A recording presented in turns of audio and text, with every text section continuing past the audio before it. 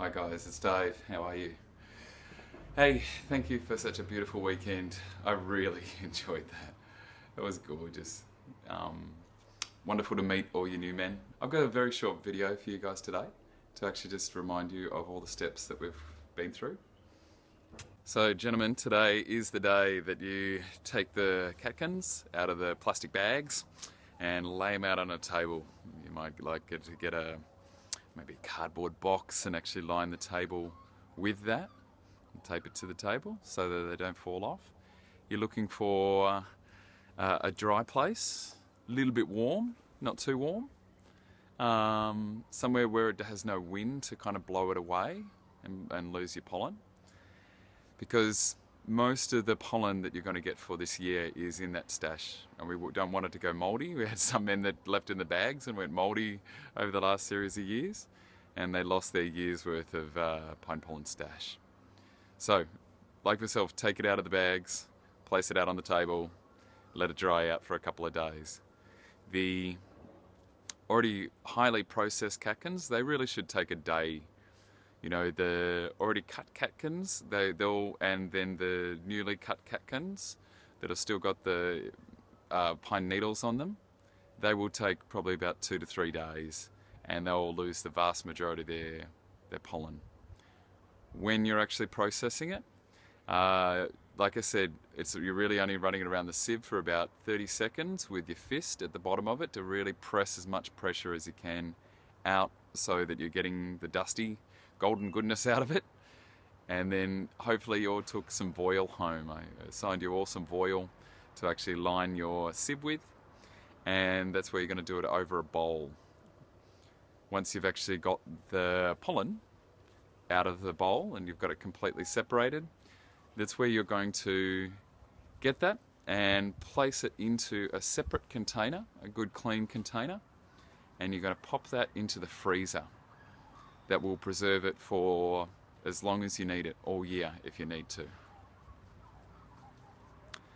The tincture is where you make up 1/3 pine pollen, 1/3 either your spirit or apple cider vinegar or mead or whatever you're actually using the alcohol for. If you're using an alcohol, then a spirit is much more preferable than anything else.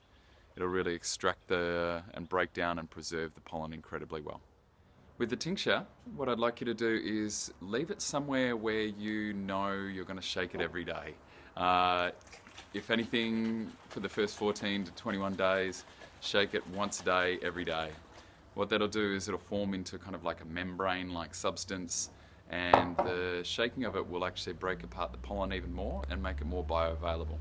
As I said to you guys on the day, it'll make it about 10 times stronger than the pollen itself. But I've known to start mine on the first day and feeling the effects from the first day. But it'll just keep getting stronger. The more you shake it, the more processed it is. And don't worry, it's completely preserved outside of the freezer. For you guys who are actually going to go through the month-long challenge of giving yourself the pollen every day, congratulations. Welcome to this beginner's level of pine pollen taking. It can't do you any harm. It's really healthy for you, as I spelled out on the day. Rarely we've found a contraindication, but literally just shake it every day, take it every day. One of the best things I want you to do is find out your dose. Like I said, start with 5 mils for the first 3 days, work up to 1 mil, work up to 1.5 mils, and then for 3 days, and then actually take 2 mils. See where you plateau, see where you find your even keel. And I'm looking forward to hearing from you on the results. I'll set up a Facebook group so we can share those. On timing of the day, it's really up to yourself. I'd really love to actually see where you guys sit. So if anything, it's fine to take first thing in the morning, like even pre-meditation. First thing in the morning is beautiful. It gives that beautiful focus to whatever you're meditating on. Second to that, you might like to take it after breakfast, or might take it with your meals. You might take it once a day. You might take it 3 times a day. Who knows? You might take it last thing at night for the regenerative effect for the sexual organs. So in that, what I'd like you to do is, number one, find your dose. And number two, I'd like you to actually find out what time of the day is best for yourself to take. A slow dip in the afternoon, try that. If you find a tiredness after work, try then. So like I said to you guys on the day, after about 4 to 6 weeks of taking the tincture, that's where you stop it. And you give yourself a break for maybe 3 weeks to a month, and then you take it irregularly.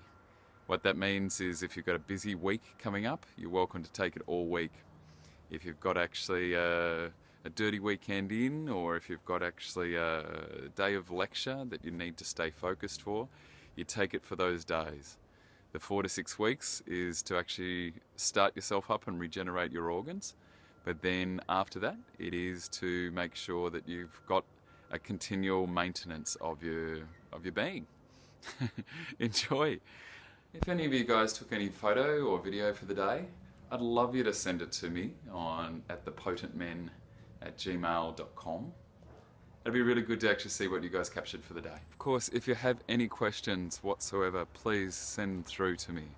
I'm available at thepotentmen@gmail.com. I've given you my phone numbers, so you're welcome to always give me a call. And I'm looking forward to your results, gentlemen. That was such a beautiful weekend. I really enjoyed that. It was a pleasure to host you guys. Keep in touch. Loads of love, men.